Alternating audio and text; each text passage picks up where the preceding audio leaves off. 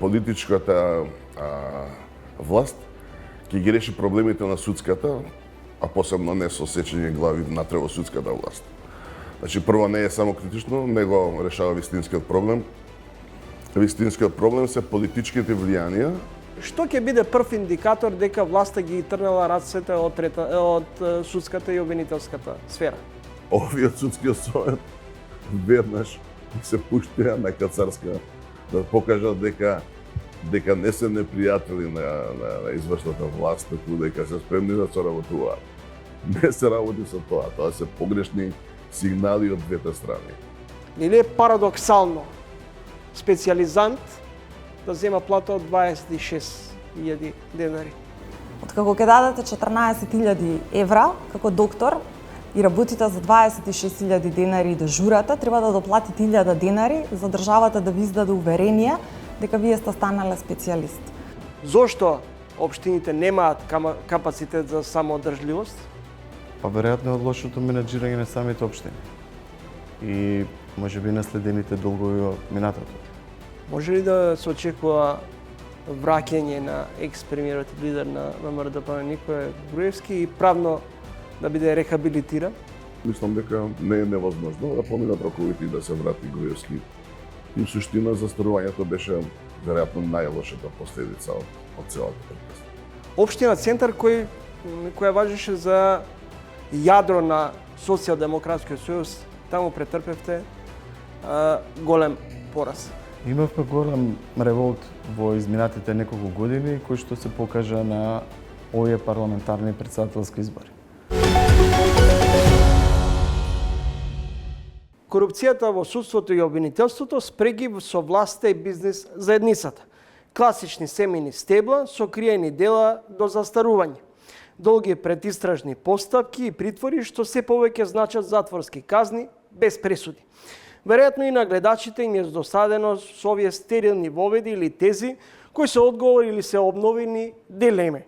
Што со третата власт? И не знам дали се провокативни за мојот вечерашен соговорник, универзитетскиот професор Гордан Калајџиев.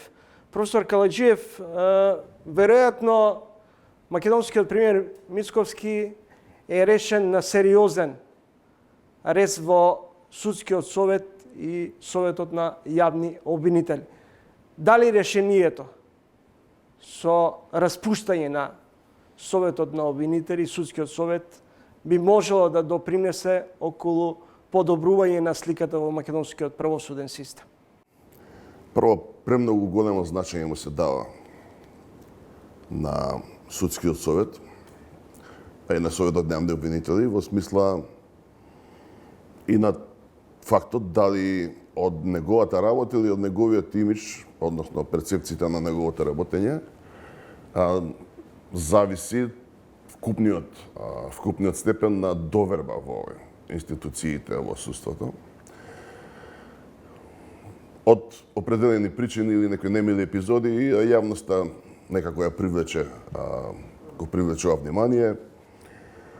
Фактот што се отида на транспарентност практично не придонесе повеќе, штетеше на целиот негативен имидж. И на крајот на криштата, мислам дека перцепцијата е погрешна и фокусот е погрешен. Прво, судскиот совет како и обвинителскиот не се толку битни органи како што сега се прецепираат. Од нив во суштина не зависи ефикасното функционирање на власта. Тие се само еден елемент што треба да придонесе за некои важни фактори што може да бидат од влијание, од значење за независноста, во смисла да нема политички влијанија кај изборот, разрешувањето и слично. Инаку, по мене, органот треба да биде у суштина да работи во сенка, тој не донесува никакви важни одлуки, не влијае врз судската пракса, врз решавањето ниту на кривичните, ниту на граѓанските или стопанските спорови, уште помалку на управните, така што мислам дека целата тука имаме погрешни перцепции, замена некоја на тези. Што значи за вас погрешни перцепции во делот на судскиот совет и советот на обвинители дека не се тие изворот или клучниот проблем? Каде го гледате тогаш изворот на проблемите? Власта мислам дека малку се залета, во смисла прво дека за потреби на изборите, гледајќи го незадоволството од функционирањето на судството и тој фокус од определени причини токму врз судскиот совет. Мислеше дека прави некој да речем радикално решение во смисла на нешто, некаков херојски потез дека ќе го реши тој проблем, како што ветеле на избори, што е суштина погрешно. Зошто е погрешно? Прво, коренот на проблемите не е толку во судството. Значи, тука исто има грешка околу нашата перцепција каде е вистинскиот проблем и кои се лошите момци, кои се добрите момци. Кај нас, веќе неколку генерации на политичари, да наречам скоро од секогаш, политичките елити успеваат собствените проблеми, значи нивниот практично нескриен обид да го држат судството и обвинителството под своја контрола, успеваат да го, со изместување на тезите, да го прикажат како не нивни проблем, него проблем на судството.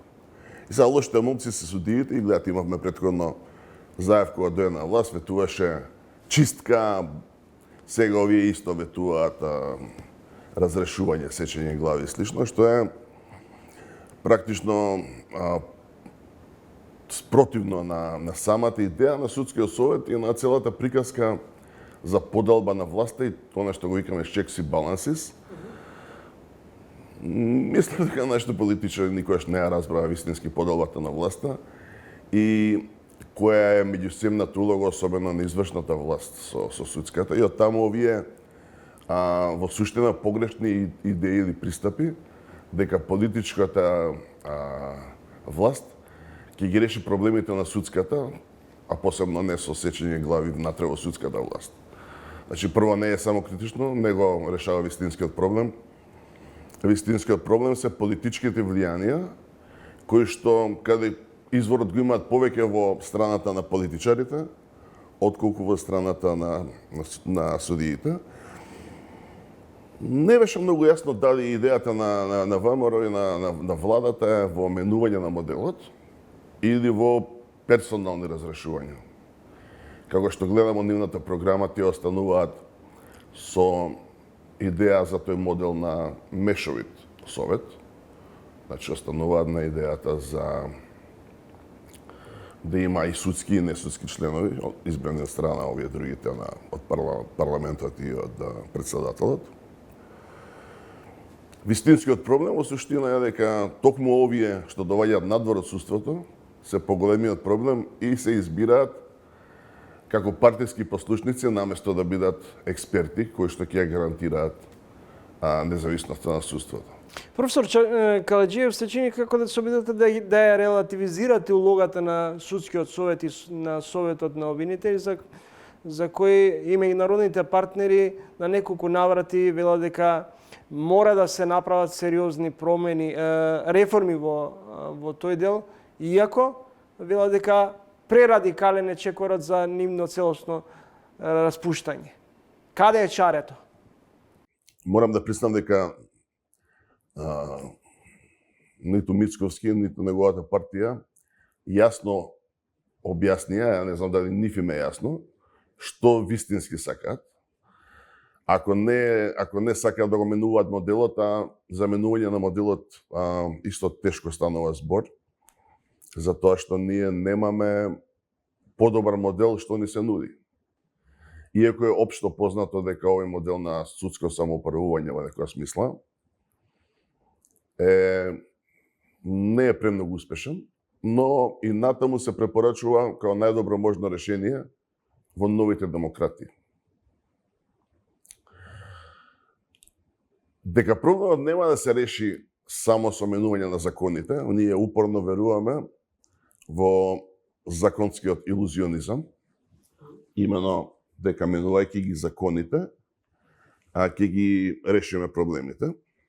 Професор Каледжиев, ако велите дека овој радикален рез што го промовира македонската, ала пред се Мицковски со најавата дека треба да се размислува кон распуштање на судскиот совет и советот на обвинители не е решение.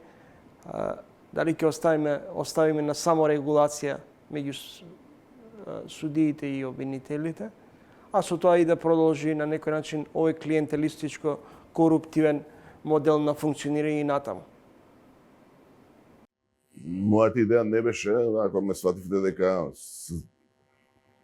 дека не ми е идејата, дека треба на системот да остане корумпиран. Јас само кажав дека моментот кога власта навистина ќе реши со добра волја, бона фиде, да ги трне рацете од политиката, дека сликата ќе се подобри за 50%. Проблеми внатре во системот. Што ќе биде прв индикатор дека власта ги трнала рацете од судската и обвинителската сфера? Целата клима на нова која би дошла со јасни знаци од политичката страна дека го остава судството да работи по закон. Ама за жал знаците што сега се даваат не се со така позитивни ефекти. Еве ние гледаме дека одиме по тој стариот систем, дека ова го доживува судската власт како притисок, исто како приказките за чистка во смисла на рейтинг. И се обидува да и се допна на новата власт. Само што се смени власта или пред да се смени, искочи јавниот обвинител државниот, се заколна дека ќе им служи, дека ќе работи како што треба, бла-бла, практично се лудеше пред очите на јавноста, пред медиумите на новата власт. Се заколна на верност кон нив. Овиот судскиот совет веднаш и се пуштија на кацарска да покажат дека не се непријатели на извршната власт, туку дека се спремни да соработуваат. Не се работи со тоа, тоа се погрешни сигнали од двете страни. Треба секој да си ја врши својата работа професионално и со интегритет. Ја мислам дека веројатно нашиот главен проблем не може да се реши преку ноќ, затоа што добар дел од проблемите се врзани со првостепенот на политичката и правна култура. За жал гледам дека ниту премиерот, ниту извршната власт воопшто има познавање за тоа како одат приказките меѓу овие властите концептуално. И второ, немаме општ степен на професионалност, на одговорност, како што имаат западните демократи. И затоа они со многу позастарени системи на избори на суди и слично, успеваат да имаат коректни системи со независно судство главно, дека немаат и они проблеми сегде има. Се работи за тоа дека системот во целина дали е коректен и функционален. Така што, кога ќе го подигнеме генерално и тој степен на професионалност, ќе се решат добар дел од проблемите. Ја лично сум убеден дека главните проблеми не се во судството и обвинителството, иако медиумите и овие приказки за доверба така ги покажуваат, бидејќи од нив може да имаме големи очекувања или тие уште поверојатно се изложени на јавноста, особено овие првостепените судења. Огромен дел од системот кој што функционира под земја, МВР или делот од приказките во раните фази од постапките, дали општо обвинителството покренува постапки, овој дел што е транспарентен, он у суштина никош не е најпроблематичен, баш заради тоа што е транспарентен. Се што е нетранспарентно, ние јавноста него ни препознава, него ни критикува, тоа се многу поматни проблеми во системот. Со самиот факт што се далеко од очите на јавноста, јавноста не ги ни препознава како проблем. Но ја верувам дека судството и обвинителството по самото ниво на нивното познавање на законите и на степенот на општа и политичка и правна култура не може да бидат главниот проблем на системот. И затоа ова упорно покажување на прсто дека они се главните виновници едноставно не е точно и мислам дека за тоа не може да биде ни правилниот пат за решавање на проблемот. Во последната оценска мисија на Европската унија не се препорачува разрешување, односно распуштање на судскиот совет и на советот на обвинители, но дали е возможно со само регулација да се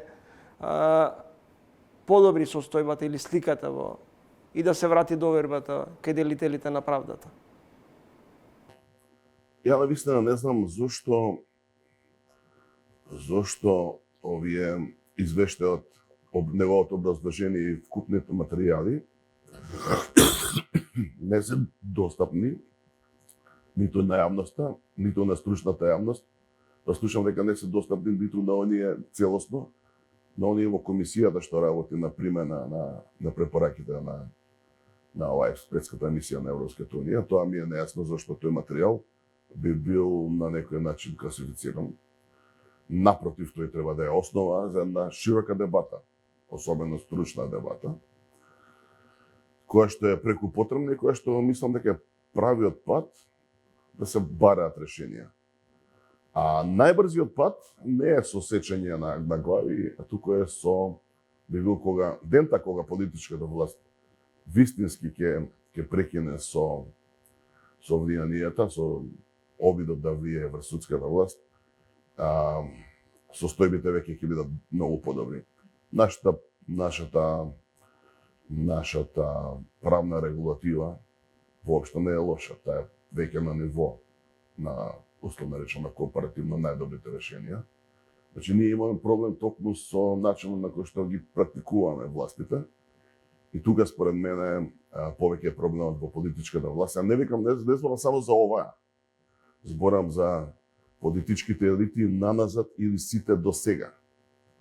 Така што не гледам дека, за тоа сум многу скептичен дека овие работи се можеби треба да се зажмири или да се помине како тоа дека се резултат на добра волја. Дали на сцена е можно враќање на Сваровски судството наспроти квалификацијата дека имавме еден период и на Кацарска судство? Не би ги гледал ја така. Никогаш не се враќаат во принцип старите гарнитури, туку секогаш таа борба е постојано жив инструмент. Проблемот е што ние не гледаме, значи вистински напредок во смисла на тоа дека ќе се стави крај на овие приказки. Ние толку веќе не се зборува јавно кај нас меѓу политичките партии, па дури меѓу етнички, стана, например, вообичаено тие да си ги делат не преку судскиот совет, туку самите партии да ги делат меѓу себе местата во главните места во судството, кој ќе биде представител на овој или на овој суд, на апелација и слично. И тука не гледам поместување сега, тоа дури посебно кај албанската заедница се сметаат некои работи како освоени територии. Што е многу лошо, например, да се свати дека сега, не знам, албанска заедница има право на, не знам, председател на овој или оној суд, или на еден обвинител вамо, еден обвинител таму, наместо целата приказна да оди, се разбира со водење на сметка за инклузивност и слично, да оди по професионален пат.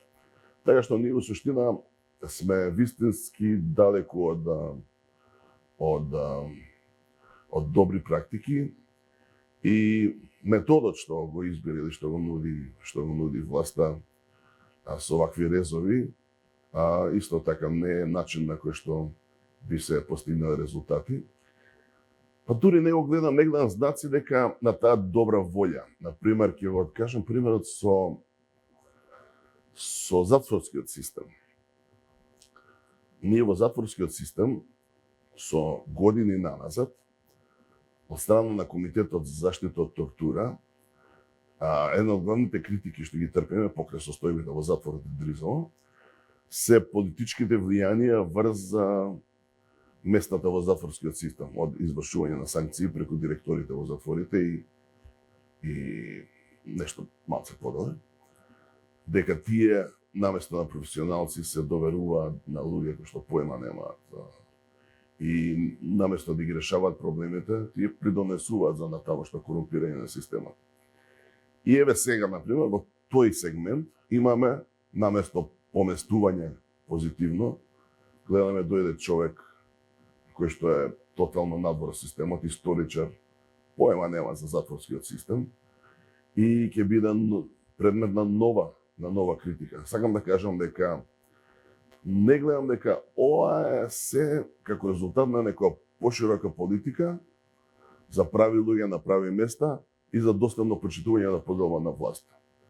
Повеќе ми личи дека ние ќе кажеме ова политика што беше и до сега, дека тие што се на власт, дека тие ќе кажат кои се правите луѓе, а тоа обично се погрешни луѓе или погрешен пристап.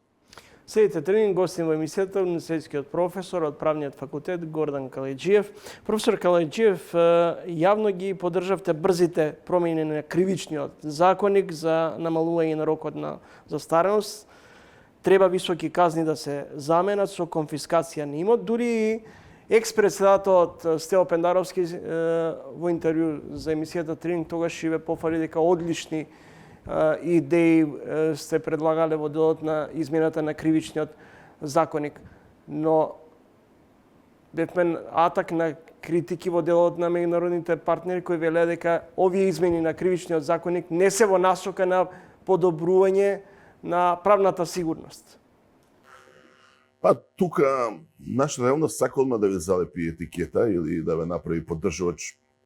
Никош не сум бил, ниту сум ги смислил, ниту ме прашал некој, ниту сум ги поддржувал измените. Јас само кажав дека не е тоа толку страшно, во смисла дека ако се има волја да се спроведува законот, дека се уште имаме доста алатки, дека нашите казни и така се ја во принцип сум преку за поблаги казни. Сметам дека нашите казни и нашата казнена политика, особено со оглед на состојбите во затворите, е престрога. Тоа сум го објаснувал повеќе пати. И мојата интервенција повеќе беше од тој аспект, дека не треба да се премногу да се верува и да се преценува строгоста на казната. Но факт е дека со измените на кривичниот законник се отвори патот за застарување на голем дел од делата поврзани со големата афера прислушкување. Дел од тие судски предмети беа преквалификувани, а со тоа и намалени казните. Тоа е исто важен елемент на целата приказка, дека ако системот воопшто се довел себе си во состојба да брка крајни рокови за кривично гонење, тој систем не е на здрави нозе. Тоа значи дека сте изминале сериозни временски периоди од сторување на делото додека системот профункционира или додека завршат постапките. И дека во таа смисла ние сериозно треба да бараме други решенија како да се забрзаат постапките. И како да се забрзаат постапките кога ние јавноста беше сведок на суди кои предметите ги држа во фиока со цел тие да застарат. Па немаше држањето на суди во фиока се исто дел од проблемот за кој што претходно зборувавме.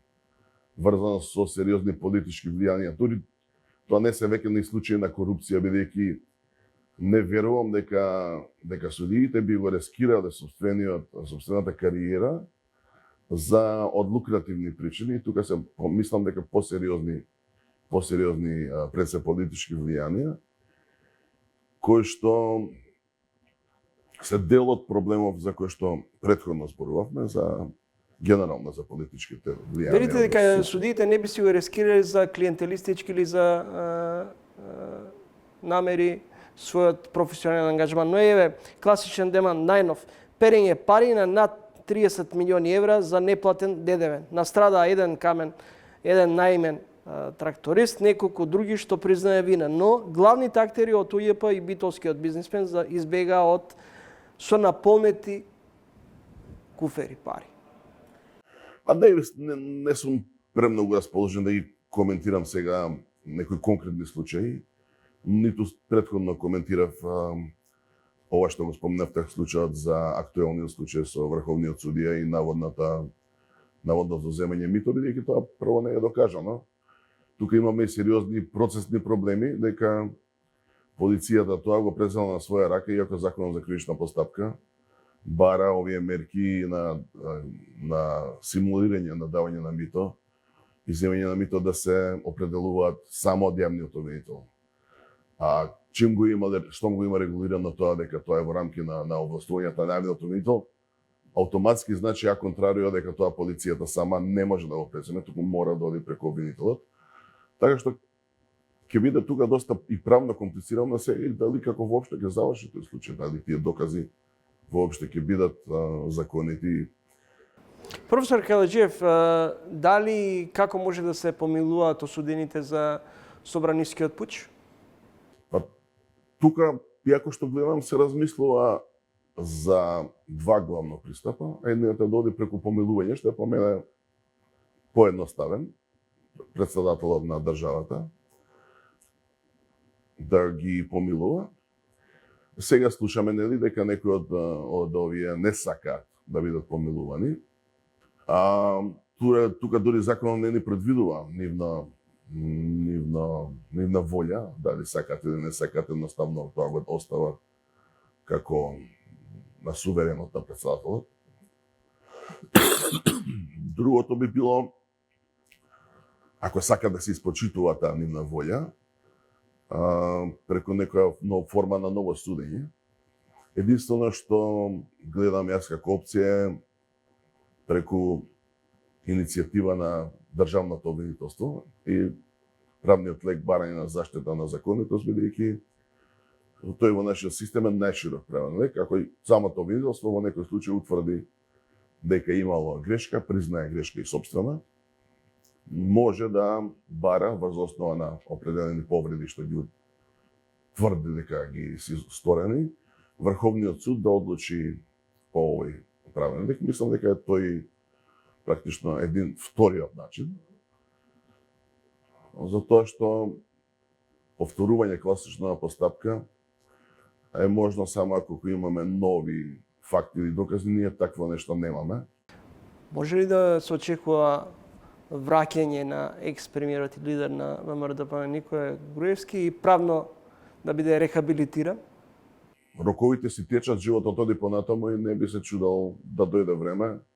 Не сум седнал да правам математика, не ме интересирало, но мислам дека не е невозможно да поминат роковите и да се врати Груевски. Не знам сега кои се постапки му останаа како можни да се водат против него, меѓутоа гледаме дека добар дел од делата со измените во кривичниот законник застареа и в суштина застарувањето беше веројатно најлошата последица од целата приказна. Благодарам за издвоеното време и гостувањето во емисијата. Благодарам на поканата. Гордан Каледжиев, универзитетски професор. Кратка пауза за реклама и продолжуваме понатаму. Следите трилинка во продолжение. Град Скопје за 3 месеци го зголемил јавниот долг за 2 милиони евра. Гостивар, Делчево и Тетово се најзадолжени градови. Македонската влада пак одлучи да издвои 250 милиони евра финансиска поддршка за општините за спроведување и реализација на капитални проекти. Од друга страна, градежната експанзија не стивнува, зеленило се помалку низ македонските градови.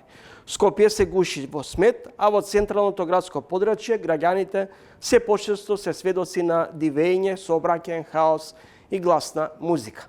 Во наредните минути гостин во емисијата Горан Герасимовски, градоначалник на Центар. Добре дојдовте во емисијата. Благодарам на поканата.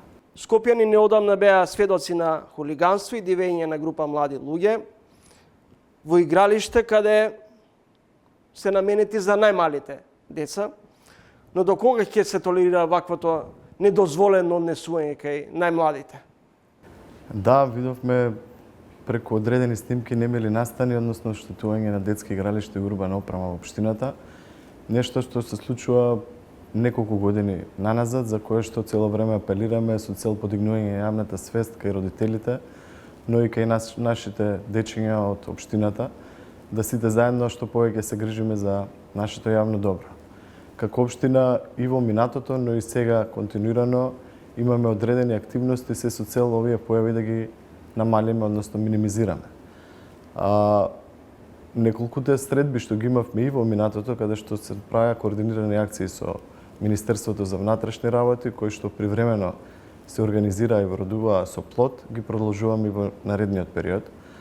Во минатата недела имавме еден состанок со началникот на СВР Скопје и тимот на луѓе, каде што разговаравме на повеќе теми. Покрај малолетничката деликвенција се разговараше и за ноќниот хаос, гласната музика, неправилно паркираните возила и последните 7 дена почнати се координирани акции, каде што МВР е постојано на терен, има зголемен број на полициски службеници на повеќе локации во општината, каде што имаме и се соочуваме со одредени проблеми кои што ги набројавме, тоа е гласната музика, локали кои што работат и после работното дозволеното работно време, хаосот со паркирање во ноќните часови, но и дивењето на дел од младите.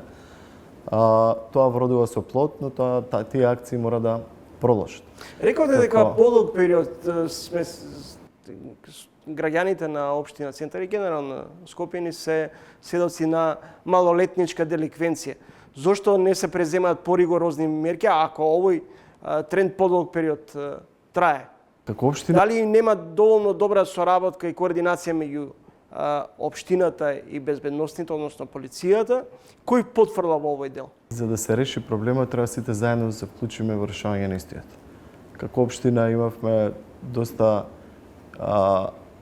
предавања по училиштата со цел подигнување на јавната свест, заедно и со МВР акции на терен, каде што заедно ги посетувавме парковите и слично, да влијаеме врз однесувањето на младите.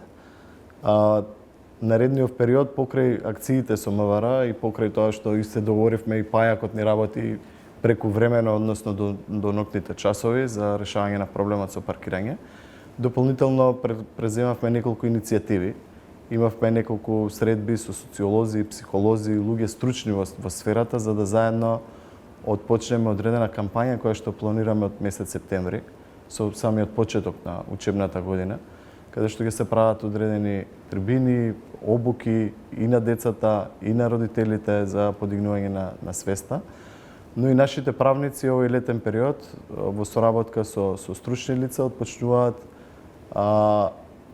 подготвување на законски измени, членови во одредени закони, како што е законот за родителство, законот за основно и средно образование, малолетничка деликвенција. Целта ни е да се стават поголеми казни во делот на нарушувањето, односно упропастувањето на јавното добро.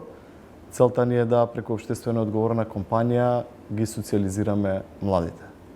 И не само младите, тука да се вклучат и нивните родители. Значи, секој оној што ќе направи штета на било каква урбана опрема, на зеленило, на осветлувањето, кое што многу често ни се случува па и детските игралишта, да преку општествено одговорна работа го санира сето тоа, се со цел ресоциализација, односно подигнување на свеста и кај младите, но и кај децата, и кај родителите. Централното градско подрачје представува место на ерос, место каде младите луѓе се среќаваат без никаков повод или причина.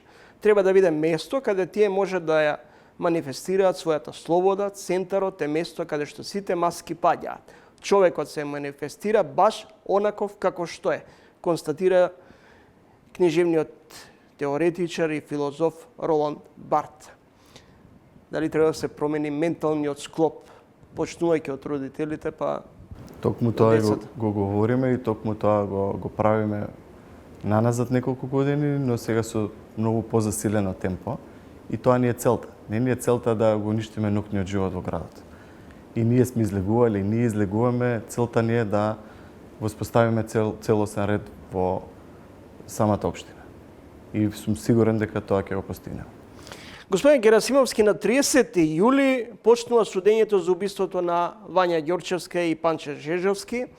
Дали денес може се уште да верувате дека е возможно во централното градско подрачје, во Дебар Мало, да се изнесе Вања од зграда, во време кога има зголемена фреквенција и како е возможно покрај толку камери да не биде лоцирано, да не се забележи незиното киднапирање? Прво, искрено не знам како е возможно некој да посегне по млад живот. И како е возможно некој да го организира сето тоа. Докаде отиде општеството и докаде отидоа луѓето со нивните размислувања. Во делот на безбедноста, таму има поставено камери, ние бевме во целосна координација со Министерството за внатрешни работи, како општина да помогнеме во тој случај. Јас бев во комуникација и со родителите на Вања, односно поточно со мајката на Вања, за да пред се како човек, но и како градоначалник, да најдам начин или помогнам на било кој начин. Жално е сето тоа што се случи и не дозволува во иднина да некој посегне по млад живот. Министерството за внатрешни работи се заврши својата работа, верувам дека набрзо и ќе се реши случајот, но младиот живот нема да се врати и тоа е недозволиво и жално. Сеите Тревин, гостин во емисијата, градоначалникот на Центар.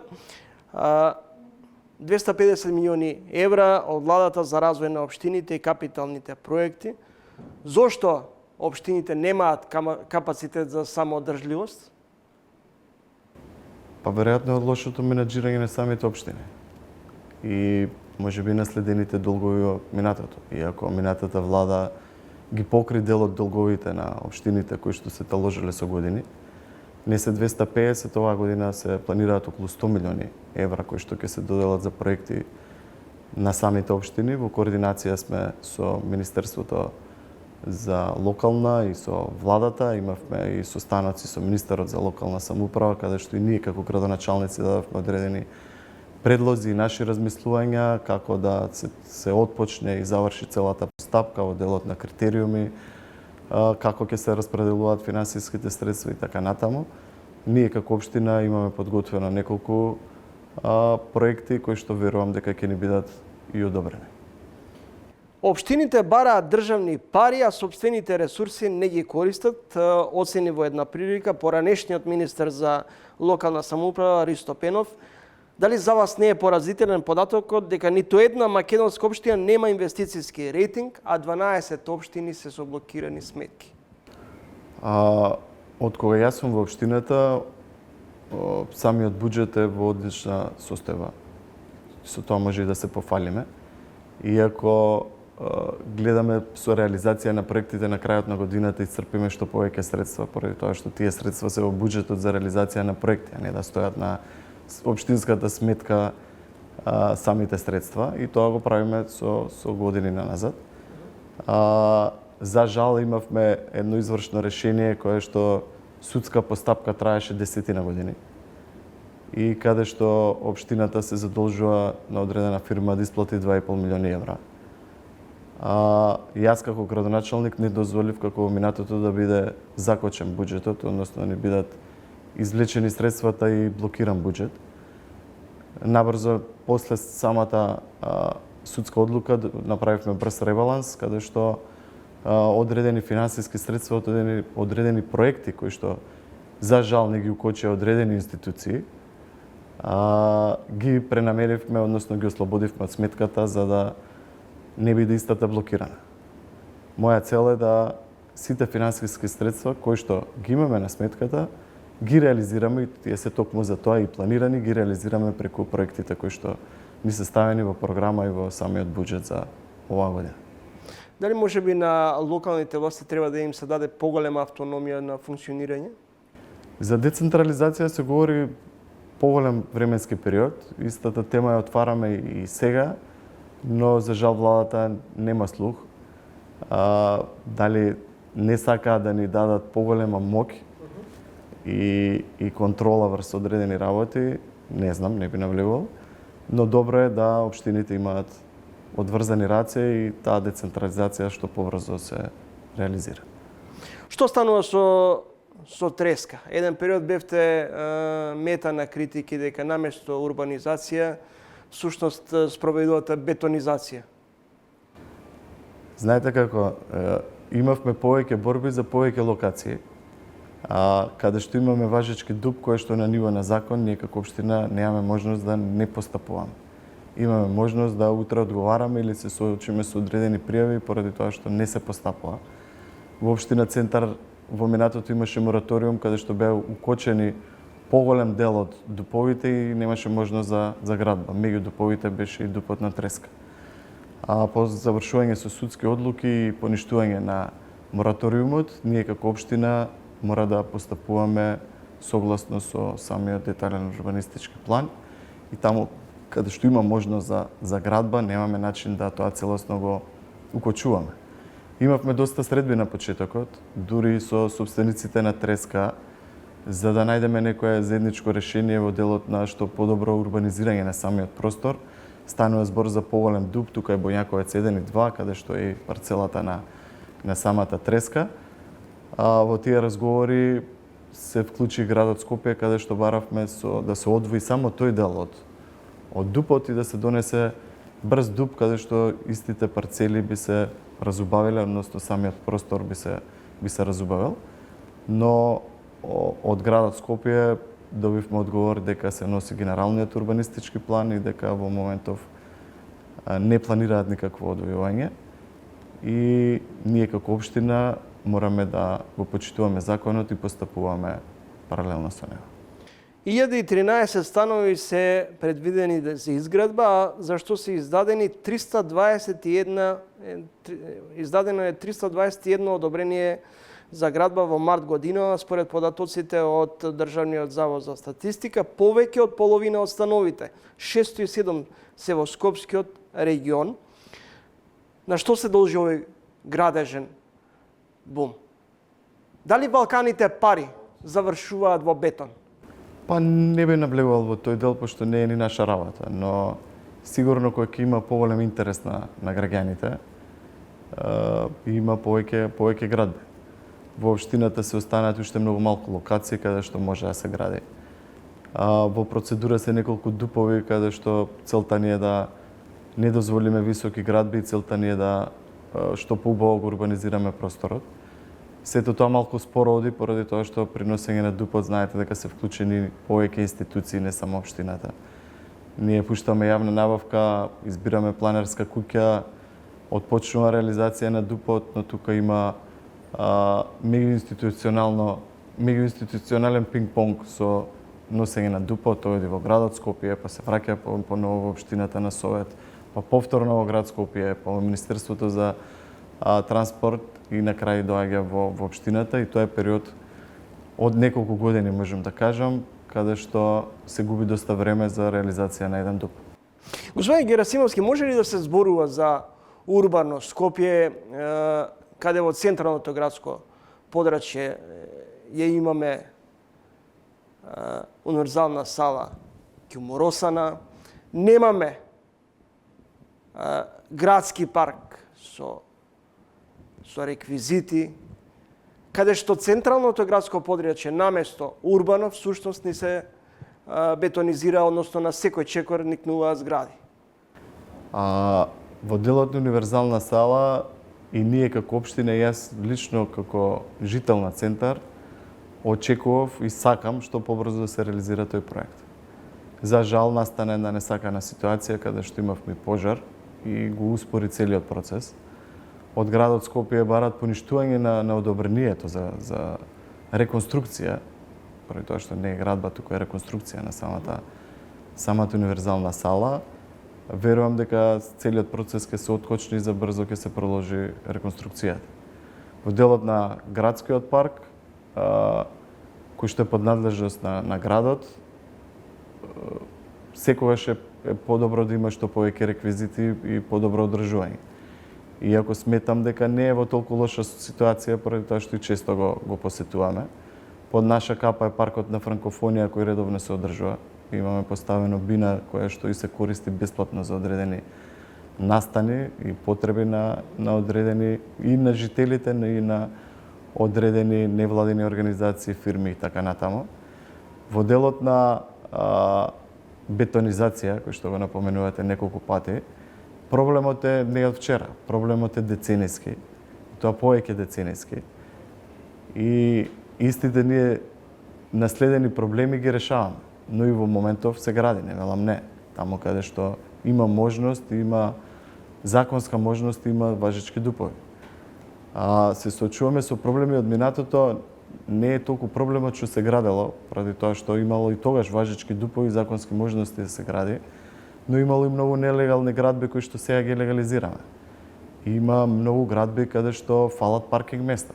Направени се 30 стана, а реализација 5-6 паркинг места, што е недозволиво и наназад неколку години имаме строги контроли, поготово во тој дел запазување, целосно запазување и градење според дадените одобренија.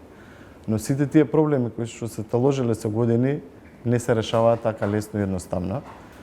Бараме начини преку нови паркиралишта, преку построги контроли во делот на реализација при издавање на градежни дозволи да тој хаос го намалуваме. Се соочуваме со проблеми каде што напоменав, имаме диви објекти кои што сега ги легализираме. И сето тоа што е правено во минатото, бараме начин сега да го решаваме и подобруваме во моментов. На крајот проценките се дека во Македонија има околу 100.000 дивоградби. Почнавте процес на конфискација. Дали тоа е решението за намалување на дивоградбите? Имавме одреден проблем, ако се сеќавате, беше актуелно минатата година, каде што не можевме да стопираме одредена дивоградба и да отпочнеме со нејзино рушење.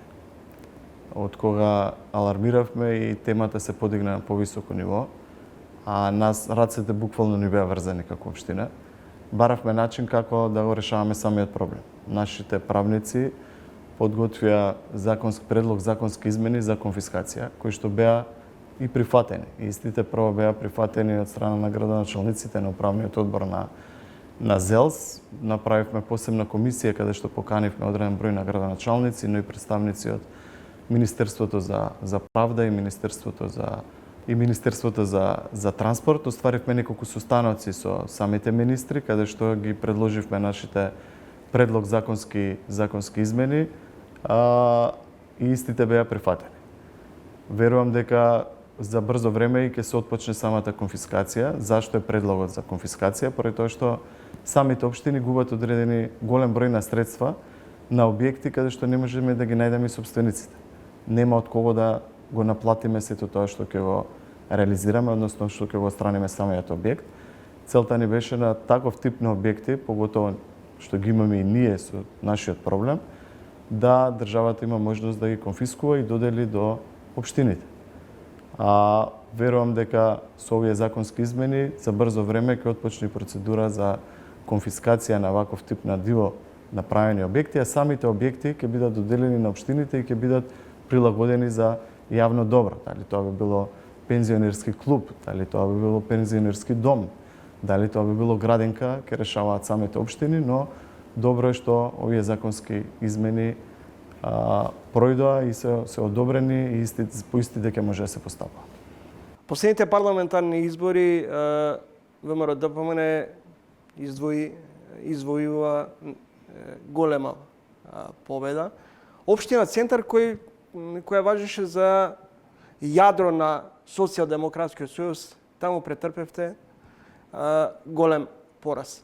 Дали ова најава дека и на престојните локални избори кои се идната година, всушност уште од самиот старт се изгубени за Социјалдемократскиот сојуз на локално ниво? Имавме голем револт во изминатите неколку години кој што се покажа на овие парламентарни претседателски избори.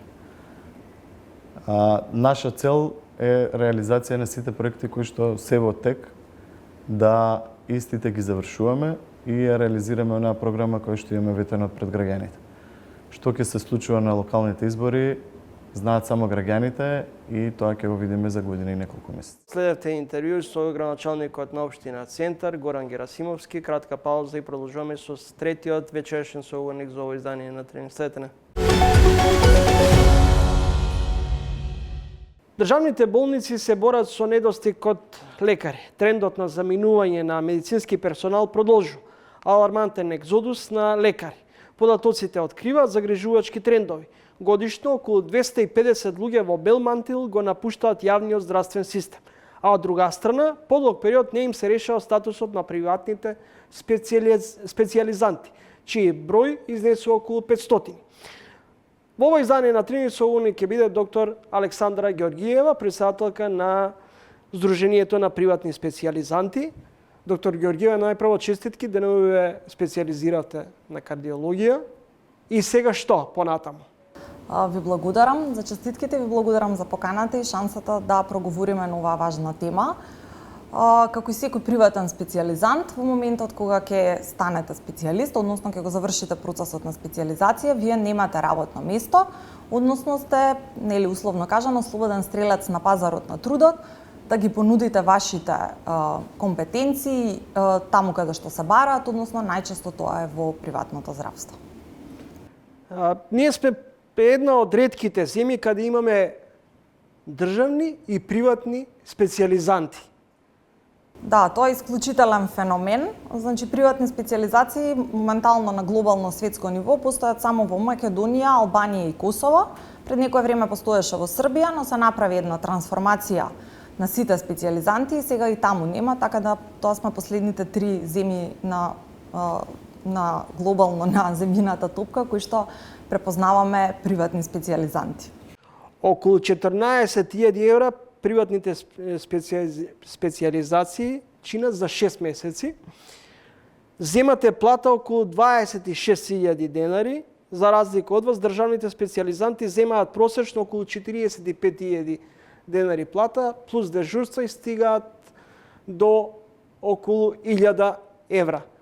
Леле е парадоксално специјализант да зема плата од 26.000 денари. Апсолутно, таа мерка започна во 2018 година, кога 26.000 денари беше всушност нешто благо над просечна плата во Македонија, но нели многу години подоцна, денес во 2024 просечната плата е чинам околу 40.000 денари, но приватните специјализанти останаа на тие 26.000 денари.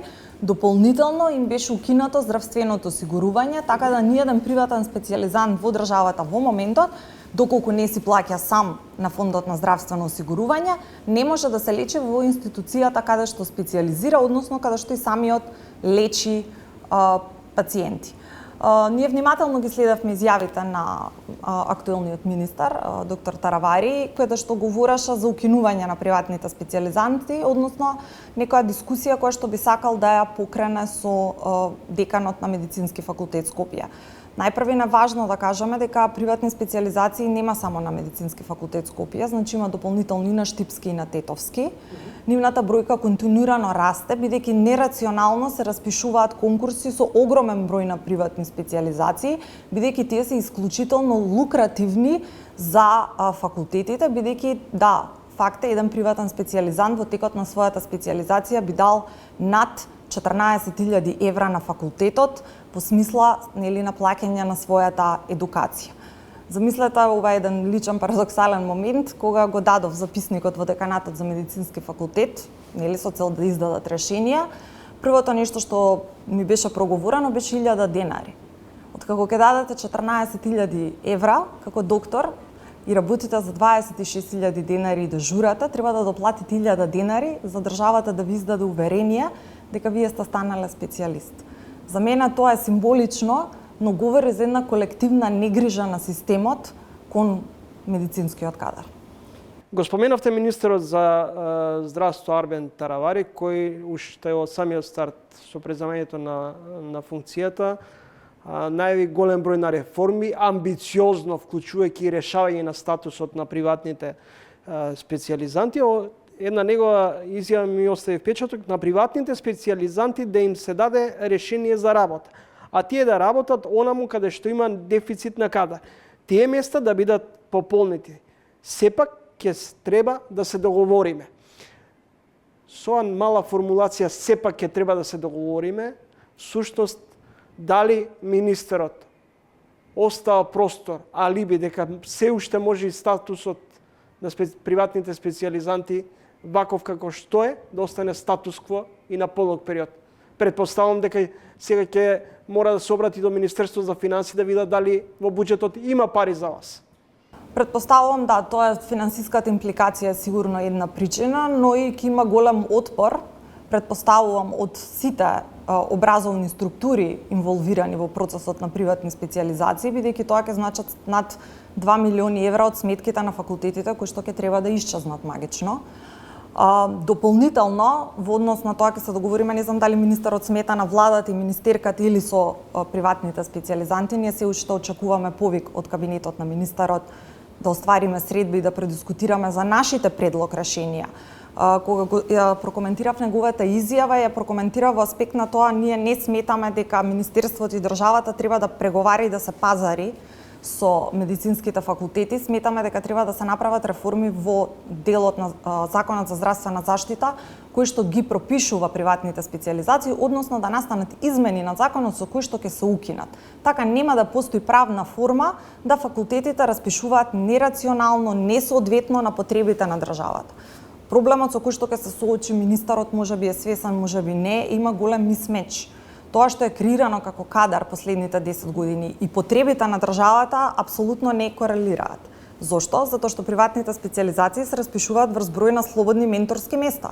Тоа значи дека ако има слободни менторски места, да речеме на клиника на кардиологија, вие ќе распишете 20 кардиолози, а вие воопшто немате потреба за кардиолози, дури имате вишок, а од друга страна нема да распишете педиатри, бидејќи нема слободни менторски места, а државата кубари со педиатри. Тоа многу ќе го усложни процесот на вработување, бидејќи потребите на клиниките, особено на болниците низ државата во централна Македонија, нема да одговара на тоа што ние го имаме како профилен кадар. Затоа, како едно преодно решение, ние го предлагаме покачувањето на платите до средна плата, значи на ниво на држава, бидејќи тоа е нешто што може одма да се ефектуира и да се покаже дека навистина има политичка волја да се реши проблемот, а не е само една предизборно ветување како и многу други кои остана нереализирани.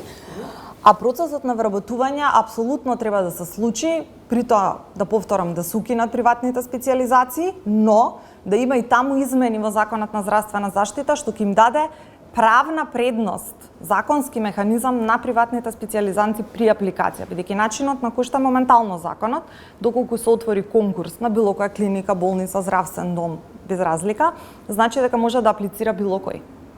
Тоа значи дека може и колеги кои што току дипломирале да аплицираат и да му го земат местото на некој колега кој што е 6-та година и има уште 1 месец пред да стане специјалист. Сметаме дека тоа е нефер, особено познавајќи го трендот на политичките вработувања во Македонија.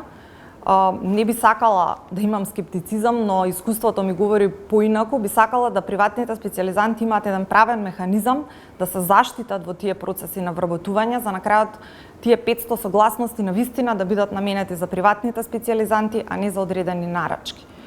Кое е конкретното решение кое што го предлагаме?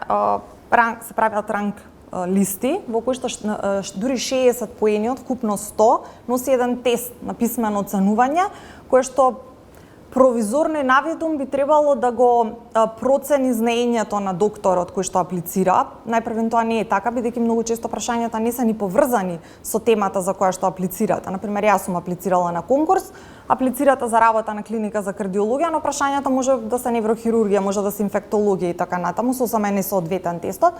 Дополнително тестот најчесто се користи како алатка да ги подели кандидатите на подобни и неподобни. Недостигаат педиатри, гинеколози, инфектолози, анестезиолози, има дефицит на патолози.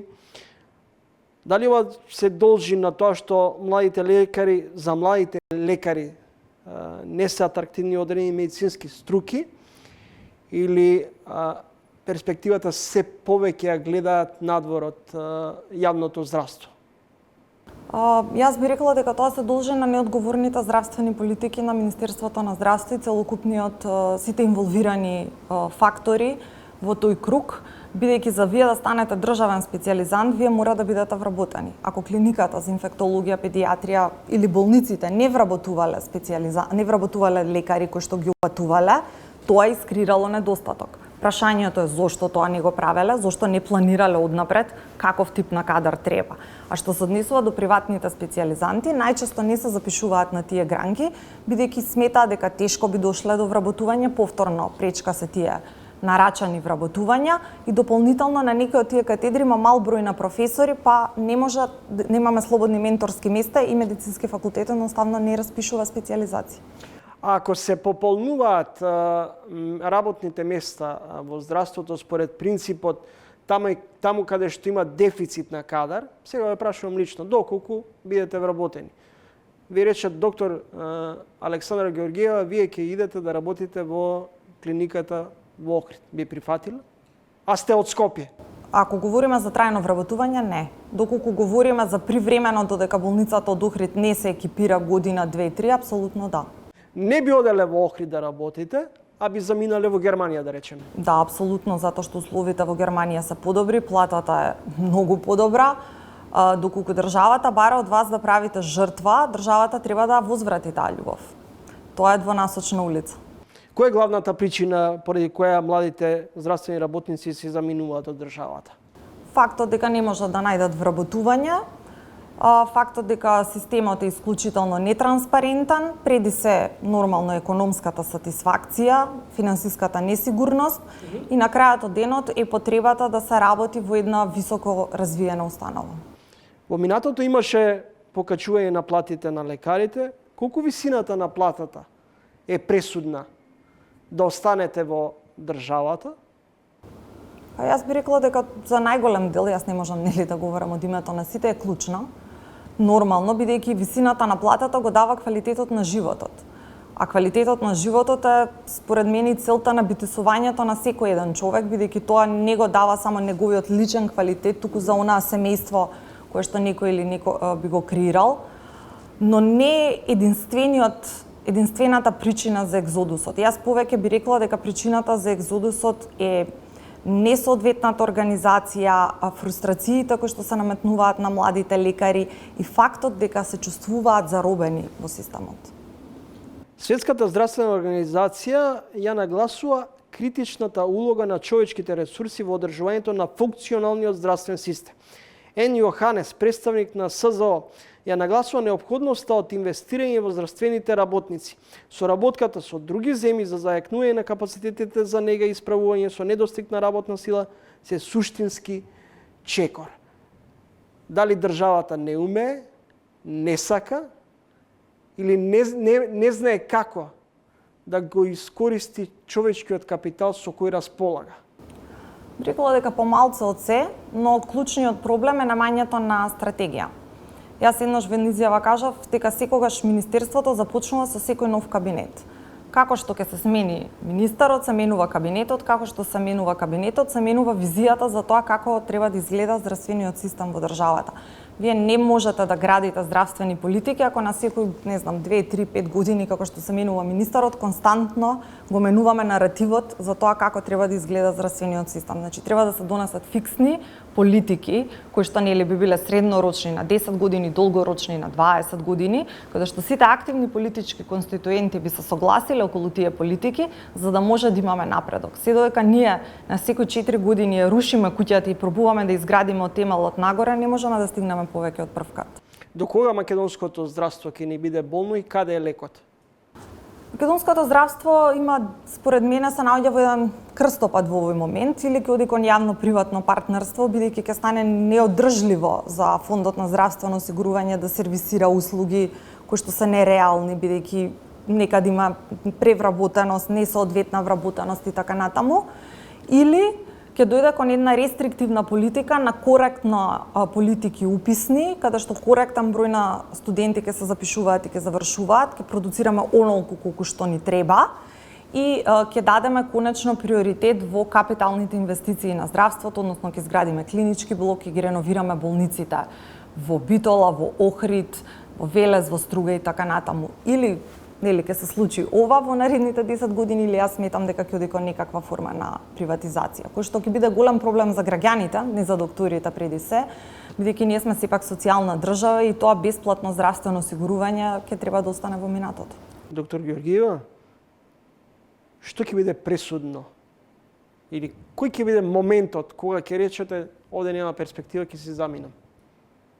Најголем дел од колегите тоа се случува во моментот кога ќе станат специјалисти. во моментот кога ќе станат специјалисти, ако не најдат приватна здравствена установа која што им пружа некаков квалитет на живот и се пронајдат себе си, тогаш креваат раце во битката со системот и мигрираат. Некои тоа го прават и порано, само по завршување на медицински факултет, искуствено гледајќи ни што поминуваат нивните повозрасни колеги. Благодарам за гостувањето и разговорот. Благодарам и на вас. Доктор Александра Георгиева, председателка на Сдруженијето на приватни специјализанти. Во предпоследното издание на ТВ магазинот Трилин гостува универзитетскиот професор Гордан Калаџиев, градоначалникот на општина Центар Горан Герасимовски, како и доктор Александра Георгиева, председателка на Сдруженијето на приватни специјализанти. Довидување до идниот петок во исто време.